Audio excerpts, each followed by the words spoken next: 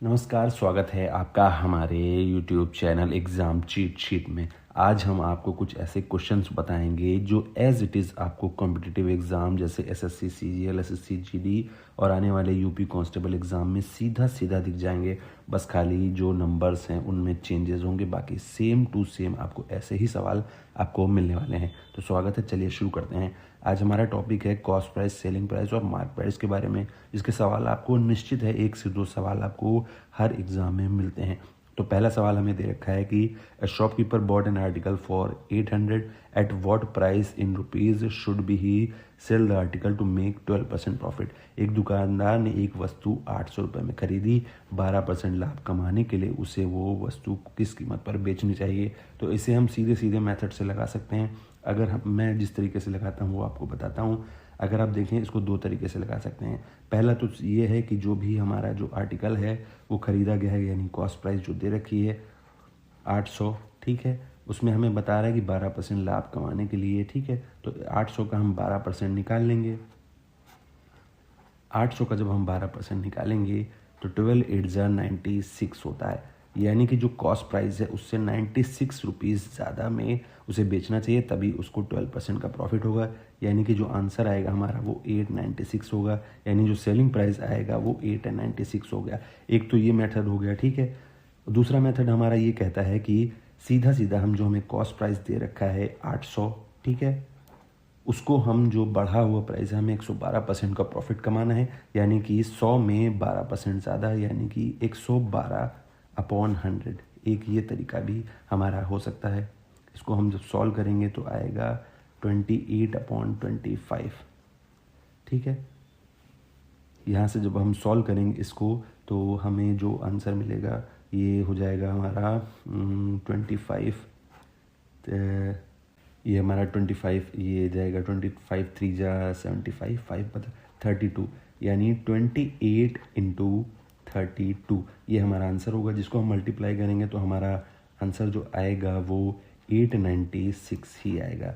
इसको सॉल्व करने पे ये 2 तरीके थे, इससे हमारा आंसर हो गया ऑप्शन डी, 896 हमारा आंसर हो गया। इस तरीके से आप इस सवाल को सॉल्व कर सकते हैं ईजिली। 2 मेथड हैं, एक ये तो आप 12% से मल्टीप्लाई करें और उसको जो कॉस्ट प्राइस दे रखी है उसमें ऐड कर दें तो सेलिंग प्राइस हमारा आ जाएगा। दूसरा है कि सीधा हम उस 12% को बढ़ा दें, जो वैल्यू 100% दे रखी है, कॉस्ट प्राइस को 100% अगर मानते हैं तो उससे 12% ज़्यादा करके इस तरीके से सॉल्व कर लें तो हमारा तब भी आंसर सेम ही आएगा। तो ये हमारा पहला सवाल हो गया है। इसी तरीके से अब हमें दूसरा सवाल दे रखा है जिसमें कहा गया है कि 100 guavas were bought at 1210 per 100 and was sold at a profit of 990 rupees. Find the selling price per dozen of guavas, ठीक है। 100 अमरूद 1210 प्रति 100 की दर से खरीदे गए और 990 के लाभ पर बेच दिए गए। अमरूदों का प्रति दर्जन विक्रय मूल्य हमें बताना है। तो इस सवाल को अब देखें, आप अगर आपको नहीं पता है तो मैं बता दूं कि एक डजन यानी जो एक दर्जन होता है, ठीक है, उसमें जो भी आइटम होते हैं उनकी नंबर्स जो होती है वो 12 होती है। अगर आपको नहीं पता है तो इसलिए मैं बता रहा हूँ, वैसे ज़्यादातर लोगों को ये चीज़ पता ही होगी। तो पहले हमें क्या दे रखा है कि जो कॉस्ट प्राइस है यानी कि जो क्रय मूल्य है वो पर 100 गुआवाज यानी 100 जो अमरूद हैं उनके लिए क्या दे रखा है 1210 रुपये, ठीक है। यहाँ से प्रॉफिट हमें दे रखा है जो वो दे रखा है, यानी लाभ जो दे रखा है वो 990 रुपये दे रखा है। यहाँ से जो है हम वो सेलिंग प्राइस निकाल लेंगे, ठीक है। और टोटल हमें जो गुआवा दे रखे हैं वो टोटल गुआवाज यानी टोटल जो कुल अमरूद दे रखे हैं वो हमें दे रखे हैं 100, ठीक है। तो यहाँ से हम सेलिंग प्राइस निकाल लेंगे। सेलिंग प्राइस का फॉर्मूला होता है जो हमें कॉस्ट प्राइस होता है और प्लस जो हमें प्रॉफिट होता है, ठीक है, वो सेलिंग प्राइस होता है। वहीं अगर जब लॉस दिया होता है तो यहाँ पे कॉस्ट प्राइस से माइनस कर देते हैं सेलिंग प्राइस, ठीक है। तो हमें लॉस वाले उसमें केस में ये रहता है, प्रॉफिट वाले में ऐड कर देते हैं। तो यहाँ से हम सीधे वैल्यू रख देंगे। तो कॉस्ट प्राइस हमें 1210 दे रखा है पर 100 गुआवाज, ठीक है, और प्रॉफिट जो टोटल है वो 990 रुपये है। यहाँ से हम निकालेंगे वैल्यू 2200 आ जाएगी। सेलिंग प्राइस हमारा 2200 रुपये आ गया है, ठीक है। अब इसके आगे जो है हम ये हमें दे रखा है 100 गुआवाज जो हैं वो ये हमें वैल्यू जो है वो पर 100 गुआवाज के हिसाब से दे रखी है।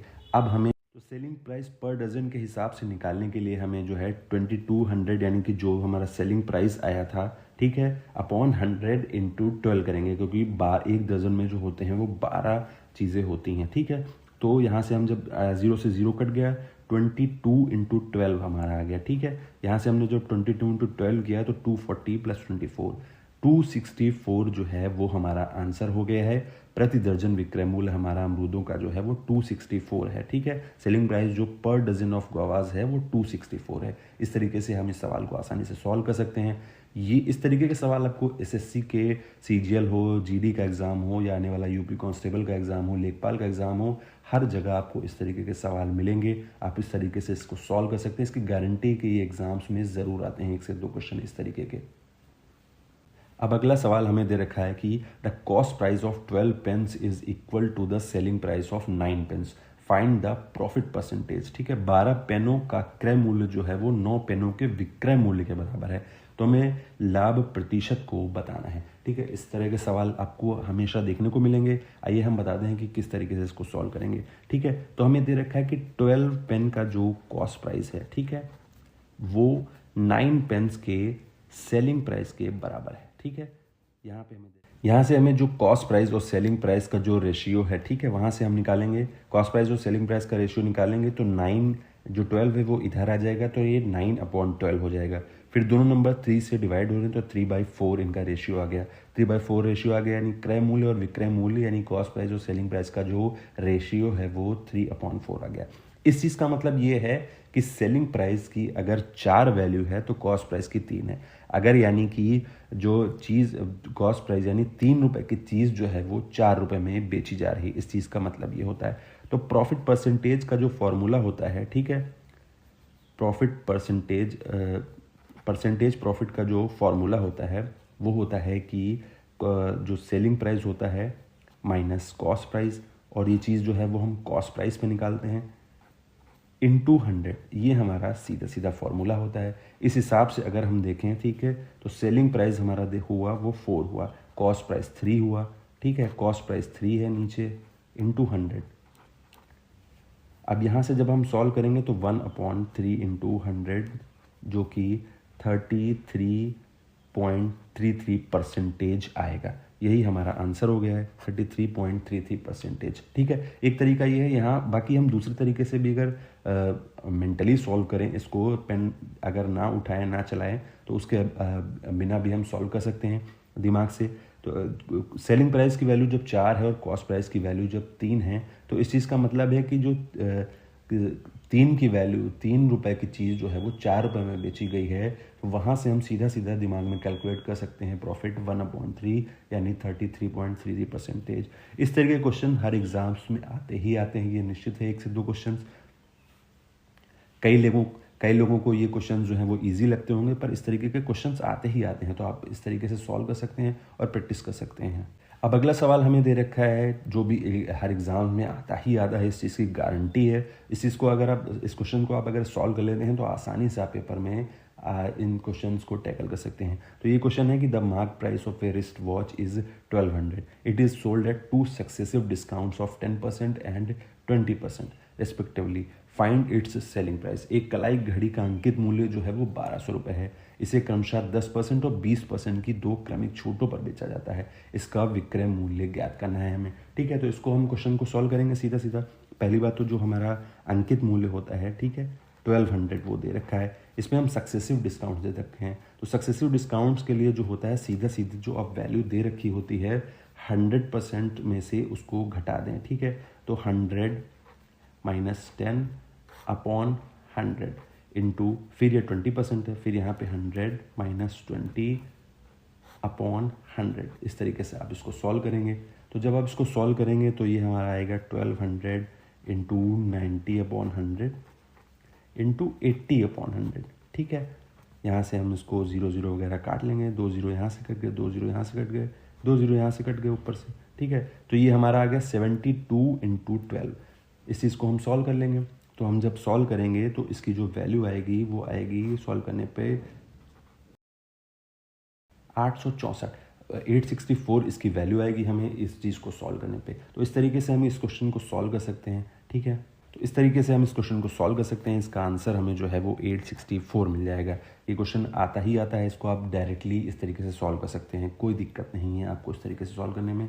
चंद सेकंड्स में ये सवाल सॉल्व हो जाएगा। आप इसको इजीली वैसे भी बिना अगर कैलकुलेशन आपको लंबी नहीं करनी है, ज़बरदस्ती के इसमें नंबर्स नहीं घुसाने हैं, तो सीधा सीधा आप 100 से जो नंबर दे रखा हो क्रमिक सूट का वो माइनस कर लें, यानी ये लाइन ना लिख के सीधा आप 1200 इंटू 90 इंटू 80 अपॉन 100 इंटू 100 ये करके सॉल्व कर सकते हैं। तब भी यही चीज़ आएगी, आपका एक स्टेप बचा सकते हैं।